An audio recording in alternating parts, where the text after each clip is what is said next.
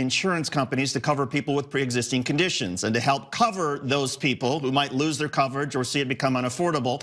And as Dan pointed out, to help win over a few more GOP moderate votes, the bill added $8 billion to state risk pools. You're going to hear a lot about risk pools. They are extremely controversial. So let's start the debate with Democratic political commentator Ben Kissel and Tom Borelli, contributor for the Conservative Review. Tom, there were two conservative analysts who came out today, James Capretta and Tom Miller, and said that in order to operate functional high-risk pools in all 50 states, the federal government would need to provide $20 billion annually, not $8 billion. Correct. Those first set the stage with Obamacare as it exists right now. It's a marketplace failure. So you have to put things in context. The CEO of Aetna, they used to have 15 states where they participated in Obamacare. They're down to 4.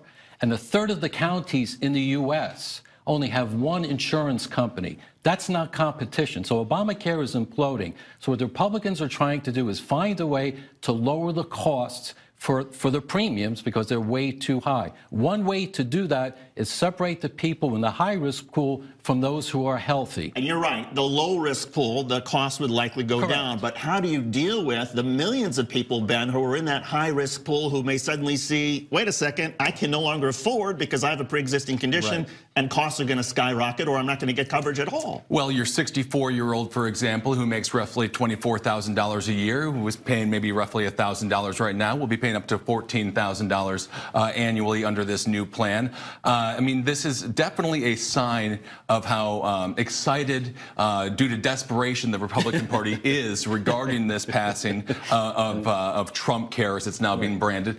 This is the equivalent of a team winning a wild card playoff game and the fans storming the field. The playbook is going to change dramatically, and nothing has really been accomplished here whatsoever. Just remember what Obamacare did to the Democrat Party. We have a Republican House, Republican Senate, and a Republican president. But it also gave 25 million people health insurance who didn't previously have it. Well, not nearly as much as they thought, and it costs way too much. Remember, it's a marketplace failure. The insurance companies have lost billions. That's why they're pulling out. That's why they need to do something. I don't see how not securing pre-existing conditions. I don't see how securing those individuals' right to health care and they really aren't having it go completely through the roof.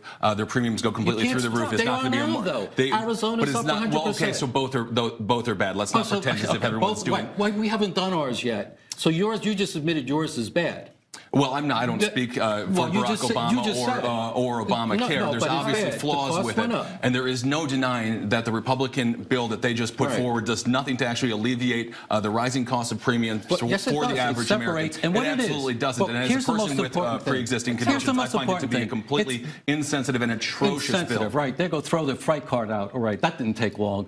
What's really important these days is let the states be the laboratory of experiments.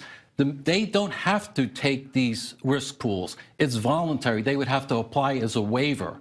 That's a choice by a state governor. And then from there, you can decide whether or not it works. Well, that's what laboratories are important. I happen to have a PhD. I know about experiments. Sometimes it works. And oftentimes it doesn't. What happens now, we'll have 24 million people off of health care within the decade, and also this notion that it isn't mandatory. If you do not sign up with a health insurance company within 60 days, you have a 30% tax placed upon your health care coverage whenever you do get it. That is a tax.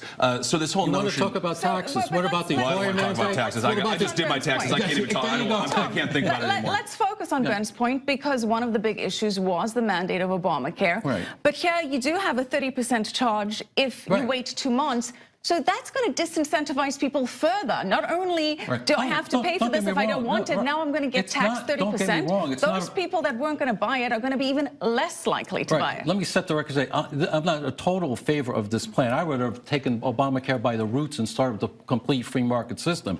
The problem is, how do you incentivize people to pay for something when they're going to be covered anyway? It's a complicated issue, but at least there's steps to try to reduce the premium costs for people who can't afford the coverage as it is today. This was simply doing something to do something in order for Donald Trump to have something to brag about. At the end of the day, nothing has occurred. It'll be completely different when it reaches the Senate, and it won't pass. It very will be very different. On that point, what's your prediction? Will it get through the Senate? I don't see how it's possible to get through the Senate. I don't know. We'll have to see. All right. Thank you so much. A lively and